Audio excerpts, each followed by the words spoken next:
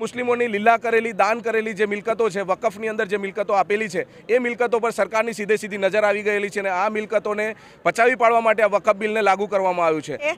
અમે ભાજપના અમુક વર્ગના લોકોને કહેવા માંગીએ છીએ કે એ લોકોએ વકફ બિલ પાસ થયું ત્યારે મીઠાઈઓ વેચી છે। અમે એમનું શુક્રિયા કરીએ છીએ, કારણ કે એમને મીઠાઈ વેચી એટલે જ આ મુસ્લિમ બધા એક થઈ અને હમણાં રોડ પર આવી અને આ વિરોધ કરે છે।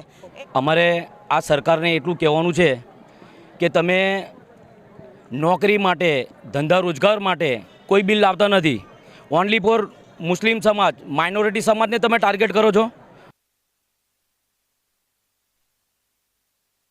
જેના છોટાઉદેપુર જિલ્લાના બોડેલી ખાતે આજે સમસ્ત મુસ્લિમ સમાજ દ્વારા શાંતિપૂર્ણ રીતે મૌન રેલીનું આયોજન કરવામાં આવ્યું હતું અને સેવા સદન ખાતે જે પ્રાંત સાહેબ શ્રી છે તેમને આવેદનપત્ર આપવામાં આવ્યું હતું। ભારત સરકારે જે વકફ બિલનો જે જબરજસ્તી મુસ્લિમો પર થોપવામાં આવી રહ્યું છે તેના વિરોધની અંદર આજે રેલી કાઢવામાં આવી હતી। જ્યારે મુસ્લિમોની લીલા કરેલી દાન કરેલી જે મિલકતો છે, વકફની અંદર જે મિલકતો આપેલી છે, એ મિલકતો પર સરકારની સીધી નજર આવી ગયેલી છે અને આ મિલકતોને પચાવી પાડવા માટે આ વકફ બિલને લાગુ કરવામાં આવ્યું છે। ભારત દેશની અંદર દિલ્હીની માત્ર 123 જે પ્રીમિયમ જગ્યાઓ છે તે પડાવી લેવા માટે અને જે વકફની જમીન પર 2002ની અંદર મુકેશ અંબાણી દ્વારા 150 કરોડના ભાવની વેલ્યુએશનની જમીનની જે 15 કરોડમાં પચાવી પાડીને હાલની અંદર 10,000 કરોડની જે પ્રોપર્ટી છે તેને બચાવવા માટે ભાજપ સરકાર અને આજે હાલની સરકાર છે તે બચાવવા માટે વકફની મિલકતોને પોતે લૂંટી રહી છે અને એના વિરોધની અંદર અમારો સખતપણે વિરોધ કરીને આજે અમે આવેદનપત્ર આપવા માટે આવ્યા છે। સાથે સાથે આવનારા સમયની અંદર all India Muslim personal law board દ્વારા 30 એપ્રિલના દિવસે સાંજના સમયે જે 30 મિનિટ સુધીને પોતાના ઘરની મુસ્લિમોને લાઇટો બંધ કરીને જે આંદોલન કરવા માટે જે આહવાન કરેલું છે તેને પણ તમામ સમાજ, મુસ્લિમ સમાજે તેને આવકાર્ય રાખીને એની અંદર સહકાર આપવો જોઈએ। સાથે સાથે જે આ કાળો કાયદો છે એ 8 એપ્રિલના દિવસે રાષ્ટ્રપતિ દ્વારા જે મંજૂરી આપવામાં આવી, ત્યારબાદ ગાંધીનગરની અંદર 9 એપ્રિલના દિવસે વકફ બોર્ડની અંદર દિલ્હીની ટીમો આવીને ઉતરી ગઈ અને જે કબ્રસ્તાનની જમીનો છે, દરગાહની જમીનો છે, મદ્રસાની જમીનો છે, આ તમામ જમીનોની તહેકીકાત ચાલુ કરીને અત્યારે સરકારી જમીનો છે તેમ કહીને ઇન્ક્વાયરી કરીને જમીનો પાછી લેવાની પ્રોસેસ ચાલુ થઈ ગઈ છે। જે લોકો સમાજની અંદર, મુસ્લિમ સમાજની અંદર જે લોકો ગદ્દાર બનીને હાલની અંદર આ કાયદાને આવકાર આપે છે તેવા લોકોને અમે સખ્તપણે કહેવા માંગીએ છીએ કે આવનારી પેઢી તમને માફ નહીં કરે। હાલના સમયની અંદર તમારી પાસે સમય છે કે આનો આપણે સખતપણે વિરોધ કરવો જોઈએ અને જેમ ભારત દેશની અંદર કિસાન બિલ લાગુ થઈને કિસાન એક્ટ બનીને કાયદો બની ગયા પછી પણ એને સ્ટે મૂકીને રદ કરવામાં આવ્યો, તેવી જ રીતે આ વકફ બિલના કાળા કાનૂનને પણ રદ કરવામાં આવે અને યુસીસીનો વિરોધ કરવા માટે અલીપુરા ચોકડીથી બધી પબ્લિક અહીંયા આગળ ભેગી થઈ અને સેવા સદન સુધી મૌન રેલીનું આયોજન કરેલ હતું। સવારના 11 વાગ્યાનો ટાઈમ હતો। અમે લોકોએ અત્યારે આવેદનપત્ર એસડીએમમાં આપેલું છે અને અહીંથી પછી આપવા કલેક્ટર સાહેબને જવાના છે। ભારતના બંધારણ પ્રમાણે દરેક ધર્મના લોકોને પોતાના ધર્મને અનુસરવાની પરવાનગી હોય છે, જ્યારે ભાજપના રાજમાં આ ઉલ્લંઘન થાય છે અને એના માટે આજે અમે લોકો બધા ઓલ છોટાઉદેપુર મુસ્લિમ રોડ પર આવી અને મૌન રેલી કરી છે, અમારો વિરોધ દર્શાવ્યો છે। કાળા કપડાં પહેરી લેડીઝોએ કાળા કપડાં પહેરી અને વિરોધ દર્શાવ્યો છે। યુસીસીના કાયદા પ્રમાણે લેડીઝને ઘણું બધું સહન કરવાનું છે અને એનો અમે સખ્ત વિરોધ કરીએ છીએ। જ્યારે વકફ બિલ 25માં પણ અત્યારે આજે સુનાવણી છે અને એનો અમે વિરોધ કરીને આજે રસ્તા પર ઉતર્યા છે।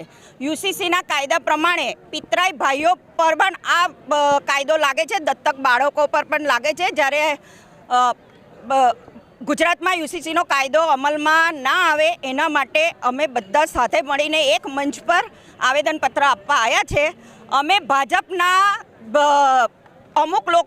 અમુક વર્ગના લોકોને કહેવા માંગીએ છીએ કે એ લોકોએ વકફ બિલ પાસ થયું ત્યારે મીઠાઈઓ વેચી છે। અમે એમનું શુક્રિયા કરીએ છીએ, કારણ કે એમને મીઠાઈ વેચી એટલે જ આ મુસ્લિમ બધા એક થઈ અને હમણાં રોડ પર આવી અને આ વિરોધ કરે છે। એટલે અમે આ રીતેના જો આ વકફ બિલ ને યુસીસીનો કાયદો અમલમાં આવીને અમારા ધર્મનું ઉલ્લંઘન થશે તો આવી જ રીતે અમે રોડ પર આવીને આંદોલન કરતા રહીશું। આજરોજ છોટાઉદેપુર જિલ્લા ઓલ મુસ્લિમ સમાજે આવેદનપત્ર પ્રાંત સાહેબને પહોંચાડેલ છે। વકફના બિલ વિશે જે કાયદો ઘડવામાં આવ્યો છે ભાજપ સરકાર દ્વારા 2025, એનો અમે પૂરજોશ વિરોધ કરીએ છીએ, કારણ કે મુસ્લિમ અધિકારોનું હનન કરતું હોય એવું દેખાઈ રહ્યું છે। અને ભારત દેશ 1947થી આઝાદ થયો ત્યારથી આજ સુધી મુસ્લિમોનું બલિદાન કોઈ ગણતું નથી અને મુસ્લિમોને ટાર્ગેટ કરવામાં આવે છે।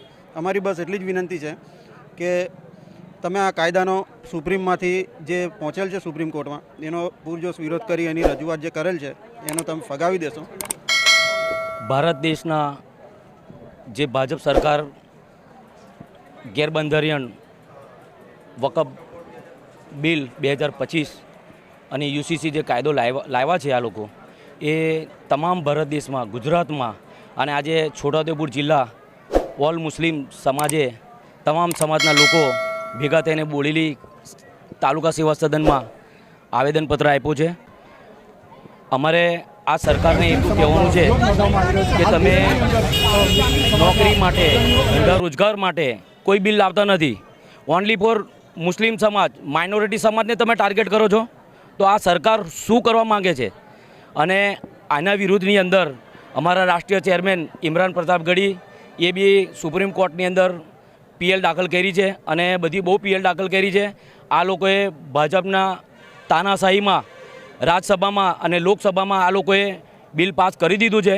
પણ અમારે માનનીય ઉચ્ચ ન્યાયાલય સુપ્રીમ કોર્ટને અમારું વકફનું જે બિલ પાસ થયું છે એ ત્યાંથી ખારિજ થાય અને એ ત્યાં સ્ટે આવી જાય એવી અમારે સુપ્રીમ કોર્ટ પર અમને આશા છે. એ જલ્દી સ્ટે આવી જાય એવી અમારી આશા છે.